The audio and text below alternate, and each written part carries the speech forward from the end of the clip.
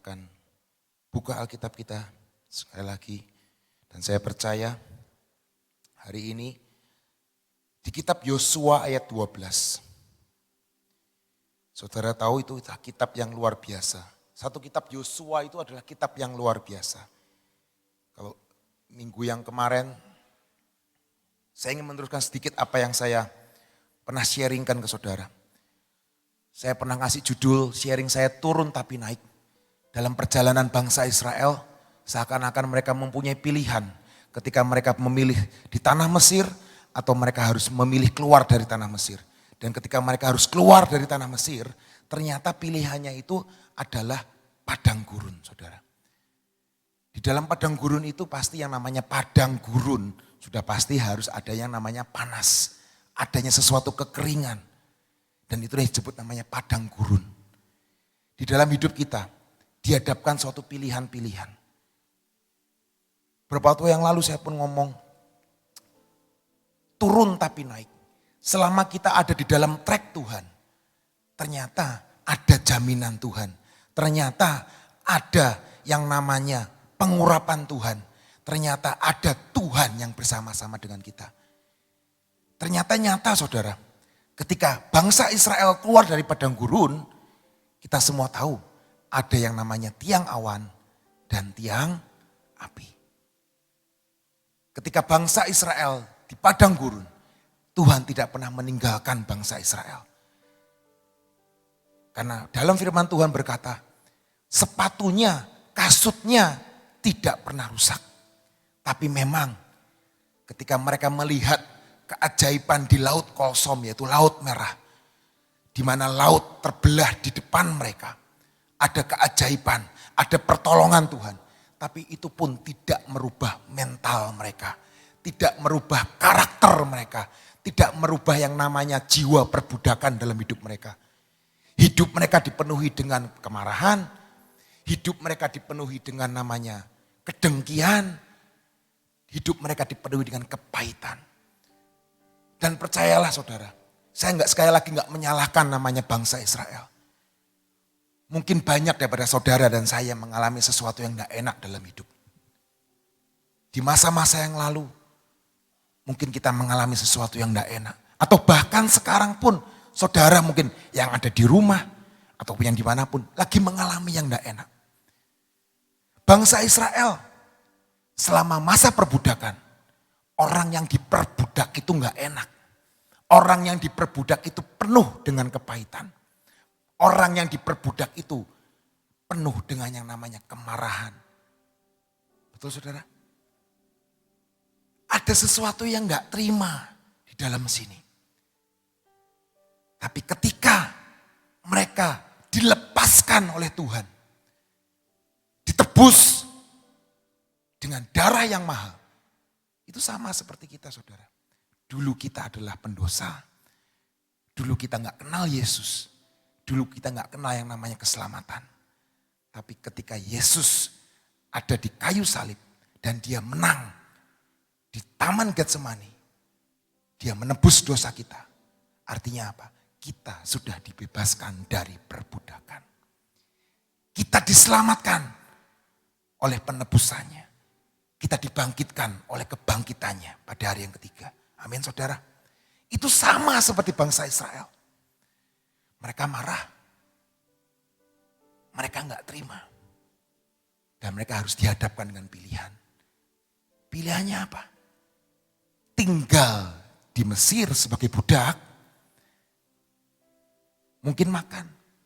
Bisa makan. Tapi harus kerja dalam perbudakan. Dipaksa. Hidup dalam kepahitan. Hidup dalam kemarahan. Hidup di dalam lambang. Hidup di dalam dosa. Apakah harus keluar dari perbudakan menuju tanah perjanjian, tapi harus melewati yang namanya padang gurun. Itu dilema buat bangsa Israel. Dan Tuhan menunjukkan kuasanya, Tuhan menunjukkan kehadirannya, Tuhan menunjukkan berkali-kali keajaibannya di depan mata mereka. Saudara bisa lihat, dulu waktu saya kecil, Saya baca Alkitab tentang Kejadian, Keluaran, Imamat, Ulangan. Itu membosankan. Tapi dengan bertambahnya umur, itu mengasihkan buat hidup saya. Dulu sesuatu hal yang membosankan, apalagi kalau udah baca yang namanya Ulangan. Itu diulang lagi, benar-benar diulang lagi. Apalagi baca Imamat, itu semua tentang keimaman. Tapi itu mengasihkan saudara. Dan ketika saya membaca itu lagi, ternyata itu adalah pola dalam kehidupan kita orang Kristen. Ketika hidup kita sudah ditebus dari perbudakan, apakah hidup kita benar-benar bebas dan free? Bisa melakukan segala sesuatunya dengan smooth, dengan enak. Semua berjalan lancar, semua berjalan dengan limpah. Apakah ia seperti itu? Tidak, saudara. Tuhan sendiri ngomong, kerjakan keselamatanmu dengan takut dan gentar. Sama seperti bangsa Israel. Ketika mereka keluar dari tanah perbudakan, mereka mulai namanya proses pendidikan Tuhan. Ini loh, the new beginning, the new season. Bukan cuma season dalam perbudakan, tapi new season bersama Yesus. Padang gurun, tapi percaya ada tiang awan dan tiang api. Selama bangsa Israel dekat sama tiang awan itu, mereka gak akan kepanasan. Ketika malam tiba, ketika bangsa Israel dekat sama tiang api itu, mereka tidak akan pernah kedinginan. Betul saudara? Logikanya seperti itu. Tiang awan itu seperti AC saudara. Hari-hari ini suka mendung saudara, betul? Saudara suka mendung atau suka panas? Mendung atau panas? Dilema ya saudara ya. Kalau mendung, aduh nanti kalau hujan gimana? Gak bisa kemana-mana, apalagi yang punyanya cuma motor. Kadang-kadang di rumah enak mendung, enak hujan. Bisa lagi nyantai, sambil minum kopi, makan roti, makan pisang. Enak. Coba kalau lagi panas belejet, istilahnya orang Jawa ngomong. Minum kopi, ya tambah panas. Maupun di padang gurun, ternyata bangsa Israel dipelihara Tuhan. Sekalipun mereka memilih, banyak sebagian besar daripada mereka memilih yang salah. Betul saudara? Mari kita tinggalkan itu. Kemarin itu saya mereview sedikit apa yang saya katakan minggu yang lalu. Hari ini saya ingin memberi judul sharing saya adalah menduduki tanah perjanjianmu. Saudara pengen menduduki? Kita nggak pengen, kita nggak menduduki. Tapi kita pengen menduduki tanah perjanjian kita. Sebagian besar dari bangsa Israel tidak pernah menduduki tanah perjanjiannya. Karena mereka memilih yang salah. Mereka melihat mujizat, mereka melihat keajaiban, mereka melihat keselamatan itu. Mereka melihat penebusan itu.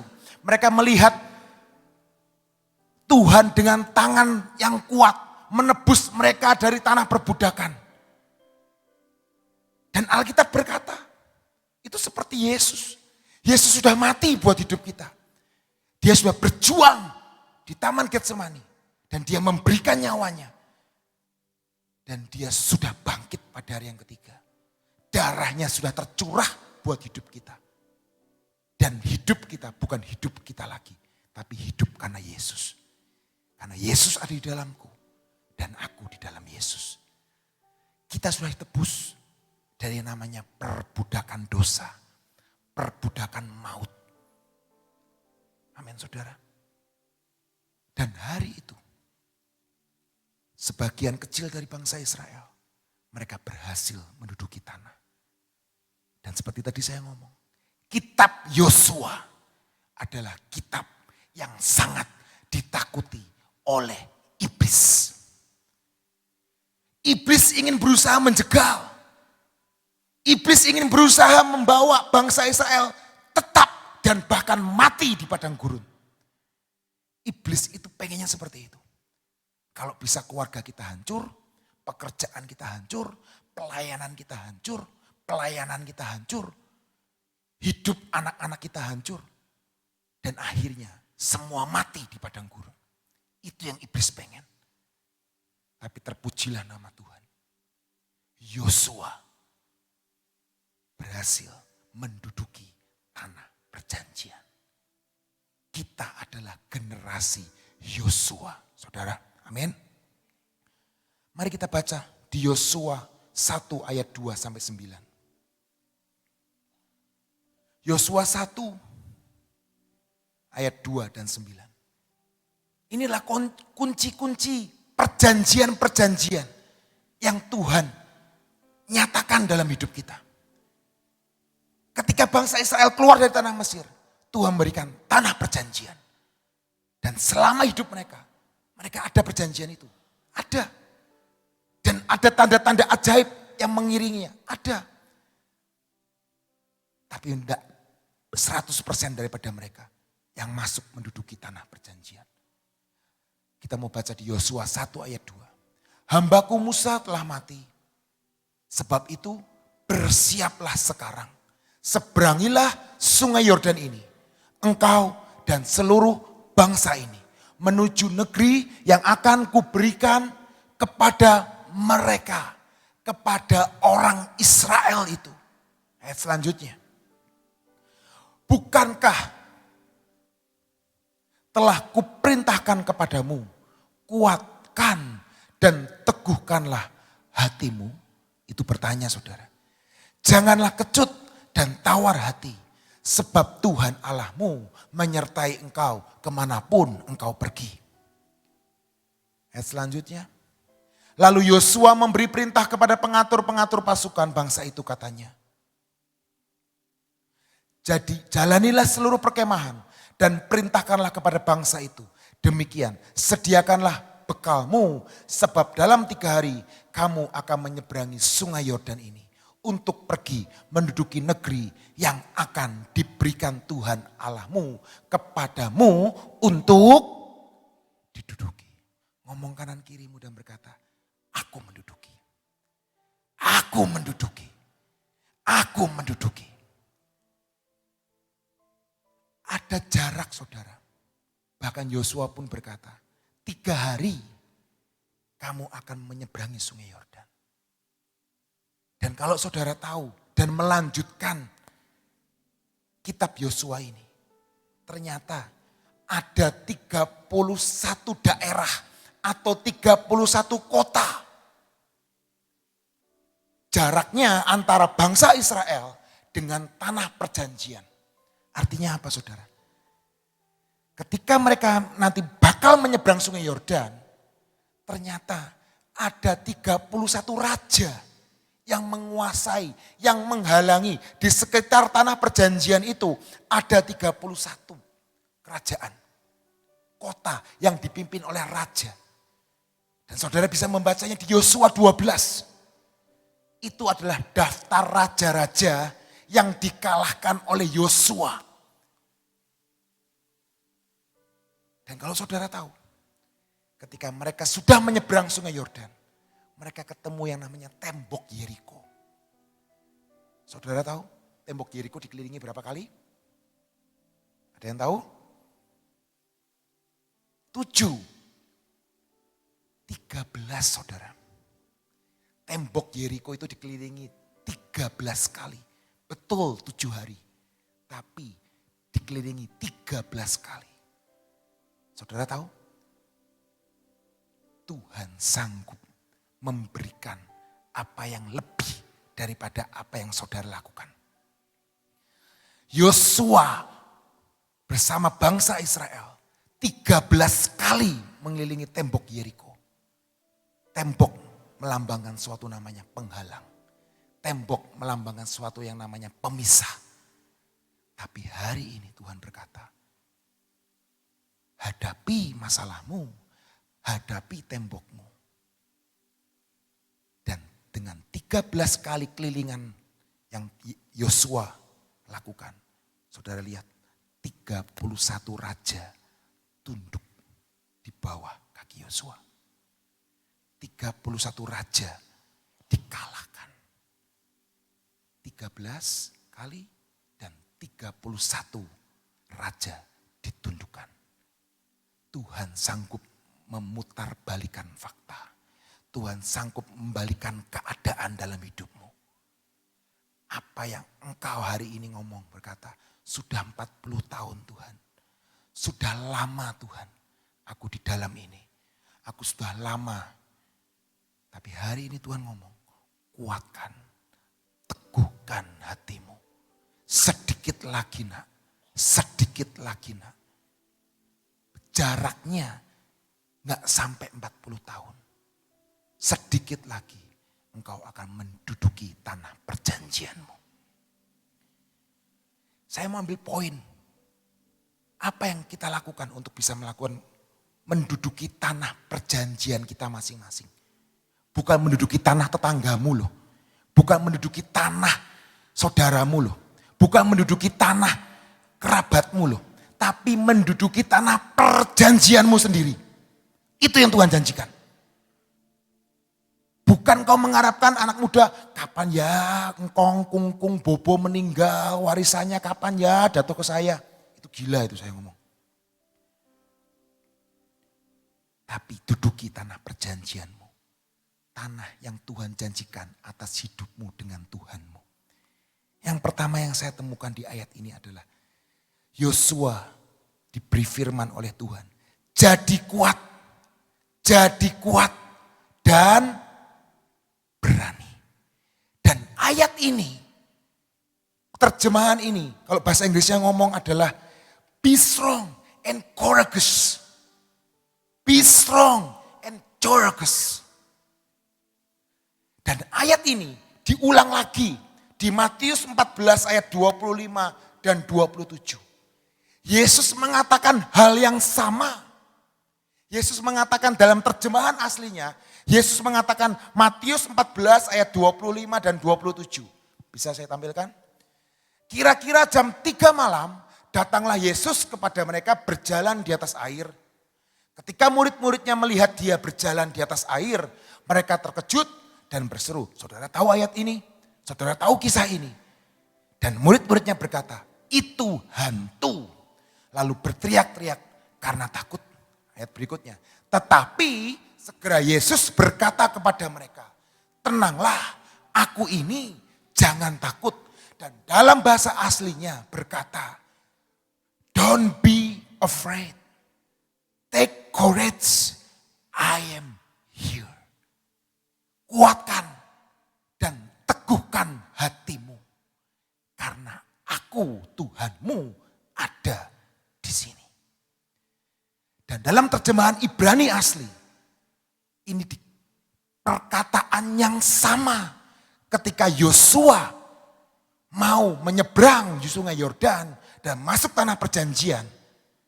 Dan perkataan yang sama ketika Yesus mendatangi murid-muridnya di tengah badai yang bergelora. Dan itu diulang percis kata-kata itu. Beratus-ratus tahun yang lalu Yesus berkata kepada Yosua. Dan beratus-ratus tahun kemudian dia berkata kepada murid-muridnya. Teguhkan hatimu. Teguhkan hatimu dan kuatkan hatimu. Ini aku. Engkau ingin menduduki tanah perjanjianmu. Kuatkan dan teguhkan hatimu. Hari itu Daud ketika menghadapi Siklak, sekali lagi dia berkata, lalu Daud menguatkan hatinya. Dia mengambil efod dan dia berdoa dengan lututnya. Dan hari itu Siklak berhasil dikembalikan. Yang hilang akan kembali. Be strong and courageous. Jangan takut. Teguhkan hatimu. Yesus ada di dalam hidup kita. Bangsa Israel 40 tahun ada pemeliharaan Tuhan. Ada mana, ada burung puyuh. Saudara hampir setiap hari melihat tabut kan? Bahkan di rumah ada tabut. Betul saudara? Saya pernah cerita. Di dalam tabut ada apa? Mana. Di dalam tabut ini disimpan ada mana. Artinya apa saudara? Ketika saudara melihat tabut perjanjian. Yang di atasnya ada kerup.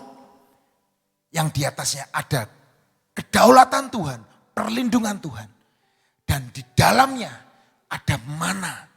Artinya apa? Mana itu 40 tahun tidak pernah berhenti.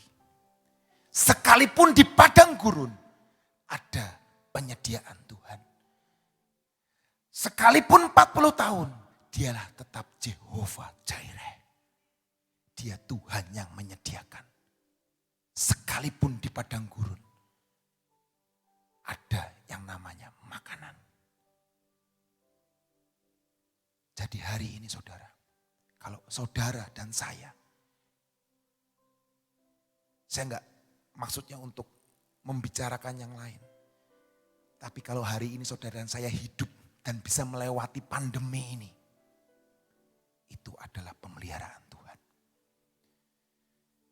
Beberapa waktu yang lalu, ini kuping ini dipenuhi, ini mati, ini masuk rumah sakit, ini butuh plasma, ini butuh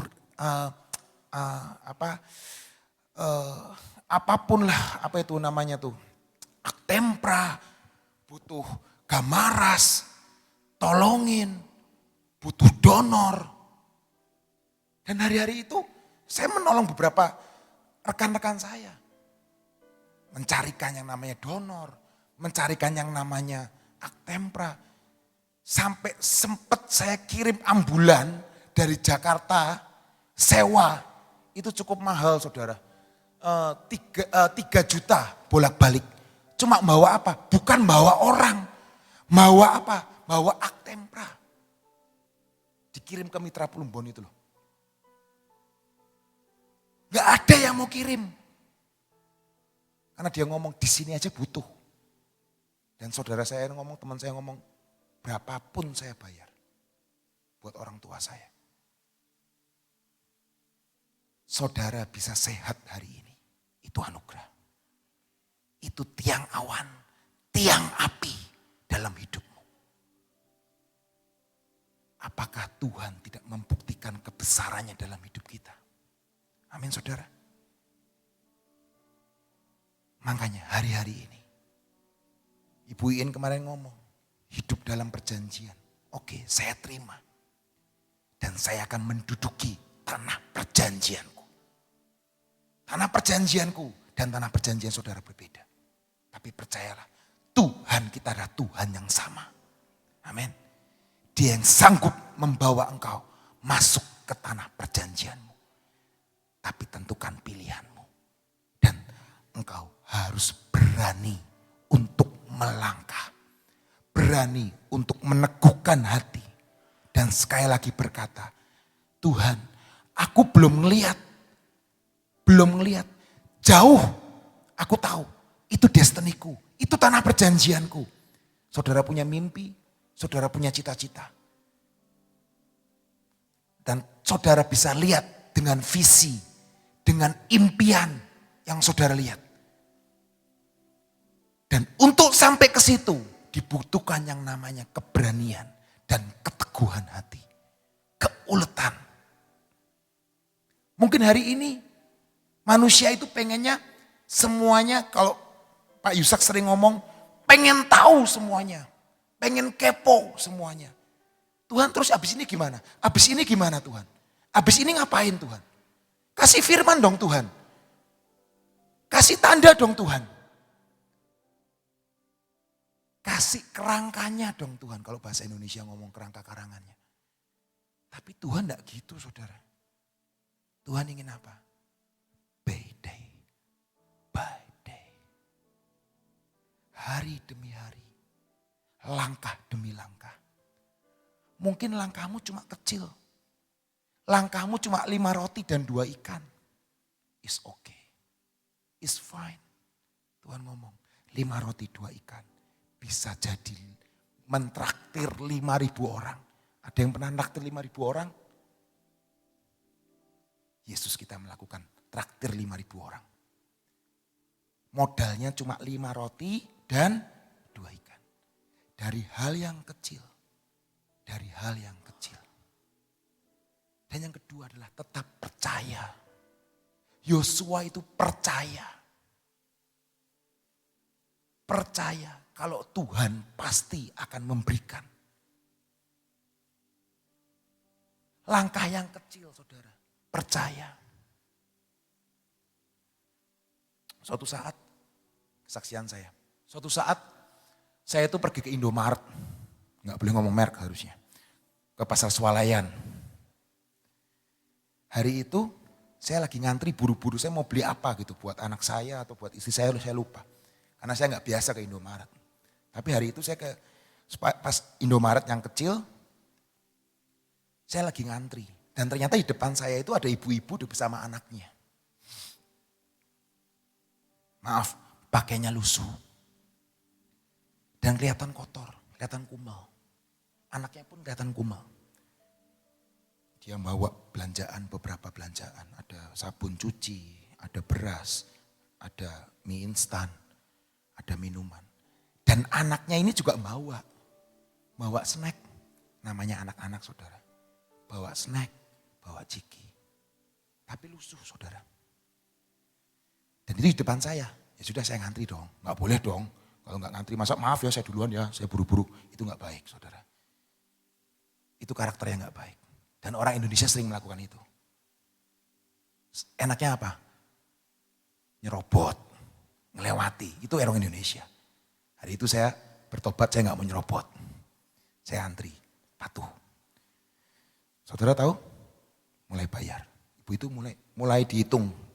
Berasnya, apanya sabun cuci, apa-apa. Semua udah dimasukin plastik kan sama si pegawainya toko ini. Jumlah tertentu dan akhirnya kurang 12.000 saudara. Kurang 12.000 bu kata orang-orangnya. Dan ibu ini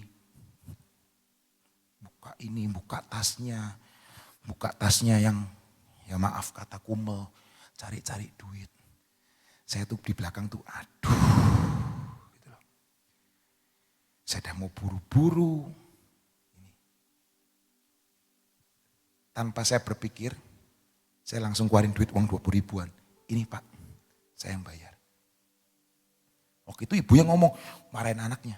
Kamu sih ngambil ciki, ngambil ini, ngambil apa. Bisa enggak dikembalikan?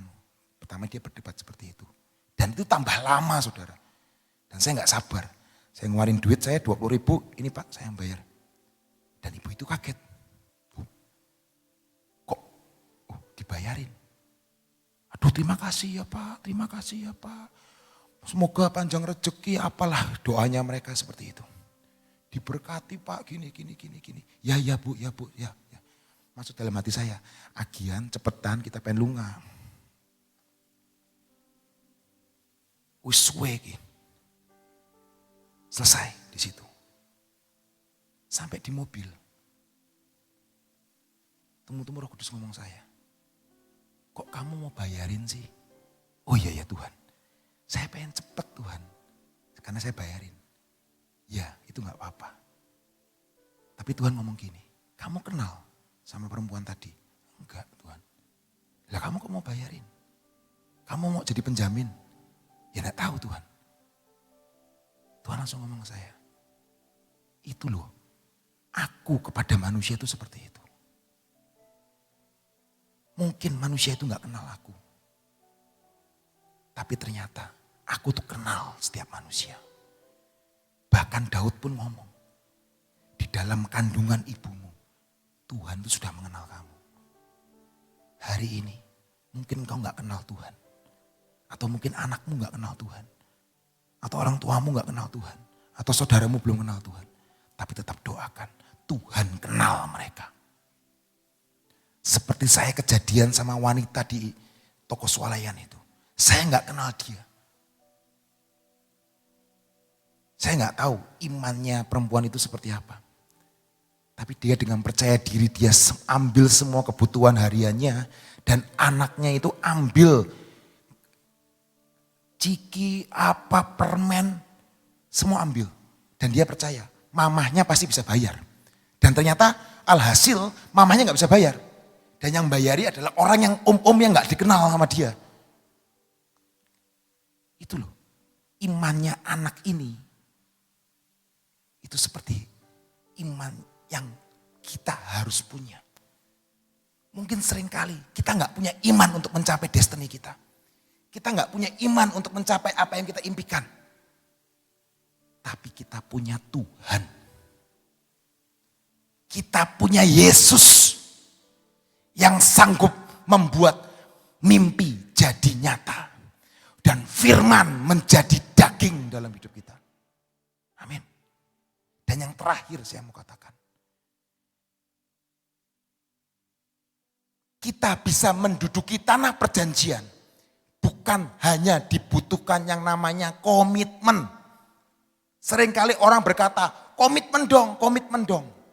Tapi hari ini saya berkata, komitmen tok gak cukup. Tapi kita harus konsisten.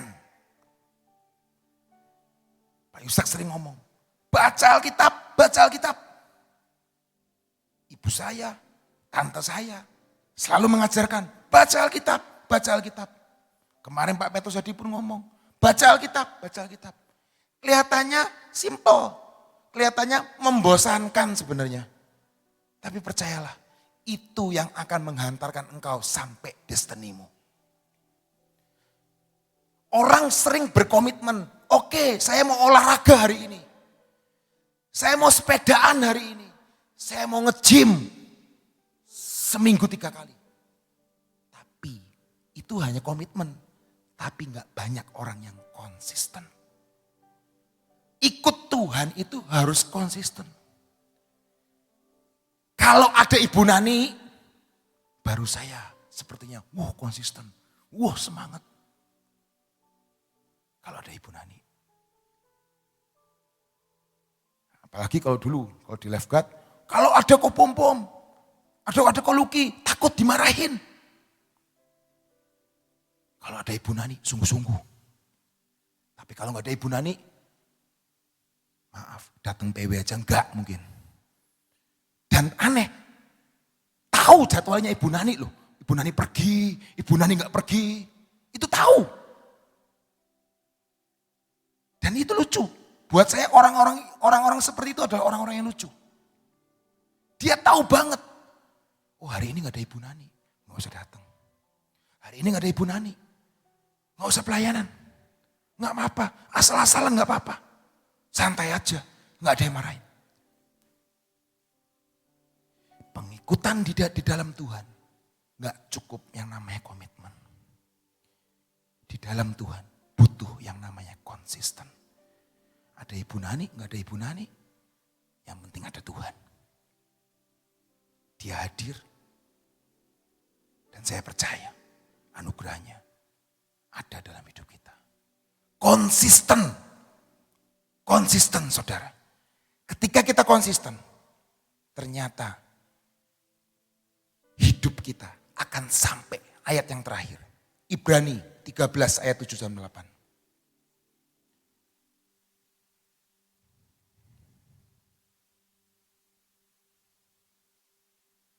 Ibrani 13 ayat 7 dan 8.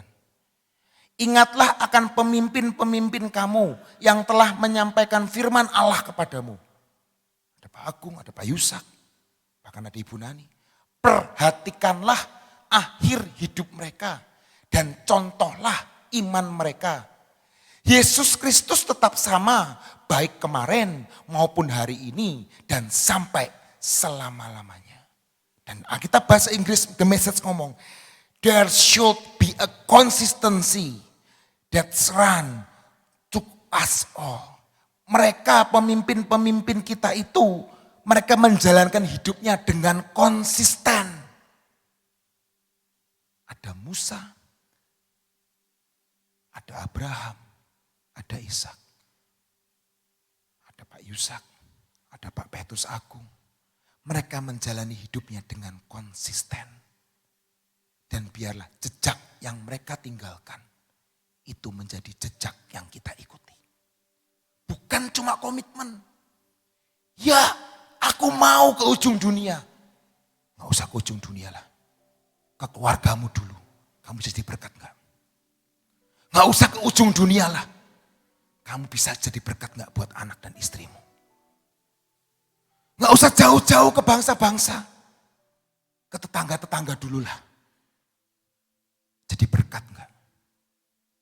Hari ini mulailah dari step yang kecil. Konsisten. Dan hidupmu akan mencapai destiny yang Tuhan inginkan. Amin.